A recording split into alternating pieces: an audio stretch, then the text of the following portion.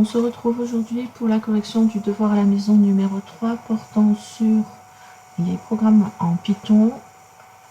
Et pour cela, j'avais pris comme support les généralités sur les suites de la même manière que ce que nous avions travaillé en classe.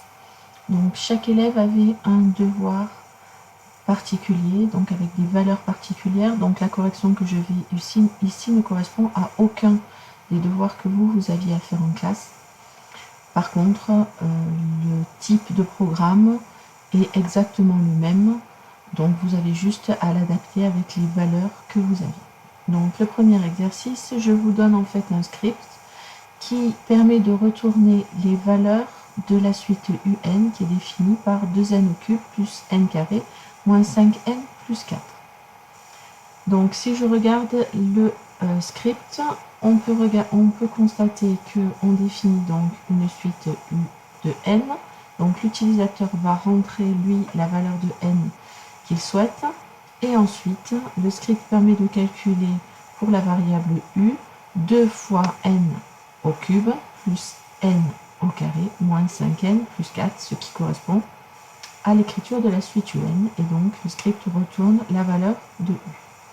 Donc je vous demandais, vous, d'écrire un script qui permet de retourner la valeur de U de n. Donc le script va être à peu près identique. Donc ça va être def de U n, deux points, U égale, donc je fais calculer 2n plus 3, donc 2 fois n plus 3, que divise par 5 fois n plus 6. Et je fais retourner la valeur de U. Donc voilà pour le premier exercice. Donc l'utilisateur a juste à rentrer U entre parenthèses de 8 et l'algorithme va calculer la valeur de U pour n égale 8. Exercice 2. Donc pour calculer à l'aide d'un programme les termes d'une suite définie par récurrence, l'idée est tout simplement de calculer au fur et à mesure les valeurs de la suite U en les sauvegardant dans une seule variable U qui commence à U0.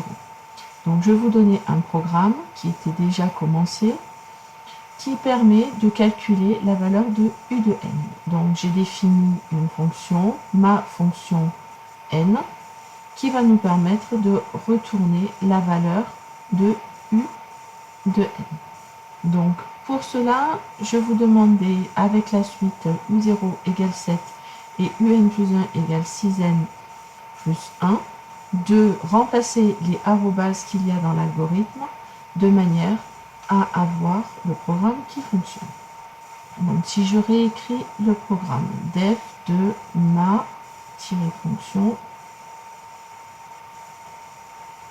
entre parenthèses n, deux points. U égale. Il faut donc que je rentre la valeur d'initialisation, c'est-à-dire la valeur du premier terme, U0, ici, ça donne 7. Ensuite, for i in range, qui signifie pour i allant de 0 à n-1, de manière à ce que, en l'exécutant pour i de 0 à n-1, on exécute cette boucle n fois. À ce moment-là, la valeur de u doit être égale à, je remplace la valeur ici, ça fait 6 fois la valeur de u précédente qui correspond à u de n plus 1. Et ensuite, return ce qui m'intéresse ici, c'est-à-dire la valeur de u.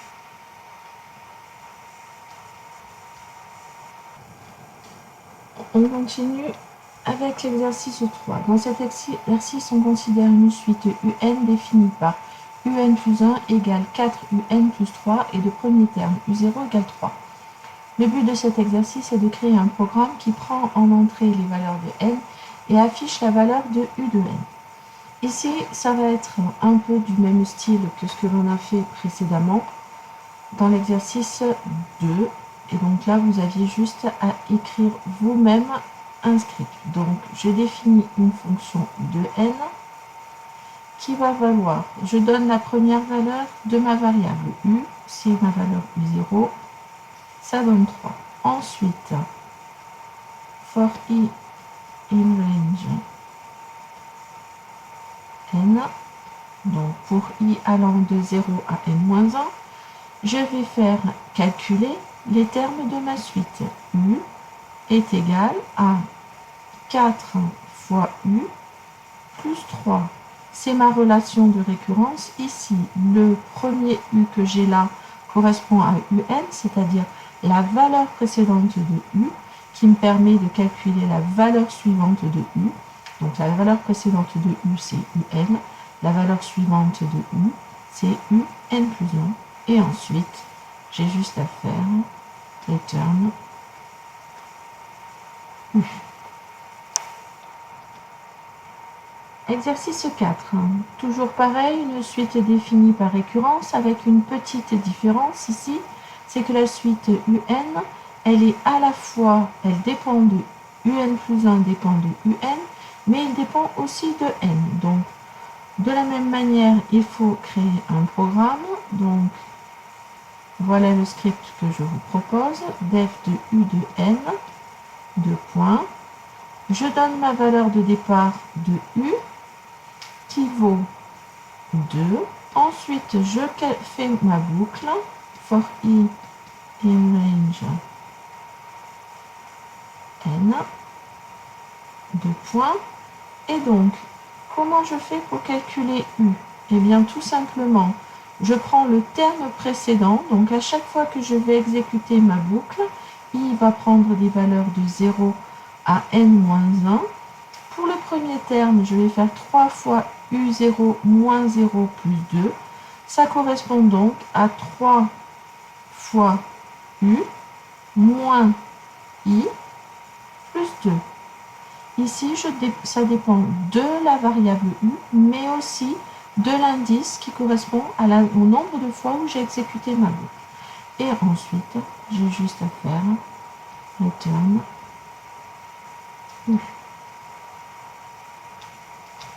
Dernier exercice, je donne un exemple de programme en Python qui permet de calculer la liste des carrés des 10 premiers entiers naturels lorsque l'on va taper L entre parenthèses vide dans l'exécuteur du script.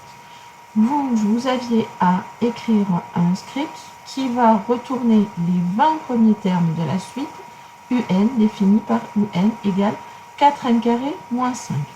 Donc, le corps du script va être quasiment identique, à part que ici, il faut que je fasse calculer pour les 20 premiers termes. Donc, ça va être for i in range 20. Et ici, le l.append, qui signifie que je rajoute à la fin de ma liste la valeur i au carré, doit être remplacé par l'instruction qui nous donne la valeur de u de n. Ce qui nous donne, par exemple, comme script, def de L de U, de L, pardon, 2 points. Donc, je crée une liste qui est vide pour le moment, entre crochets, je mets rien. Ensuite, for i in range. Donc, on a dit qu'on calculait les 20 premiers termes. Donc, je rajoute à la fin de ma liste L append. Et je rajoute quoi? Ben, le terme de rang i. Donc, ça va faire 4 fois i au carré moins 5. Et ensuite, je retourne les valeurs de ma liste. Donc, je retourne grand L. Voilà, j'espère que cette vidéo vous aura permis de comprendre comment on programme en Python et vos erreurs que vous avez commises lors de ce devoir à la maison. N'hésitez pas à me poser vos questions, s'il y en a, j'y répondrai sans problème.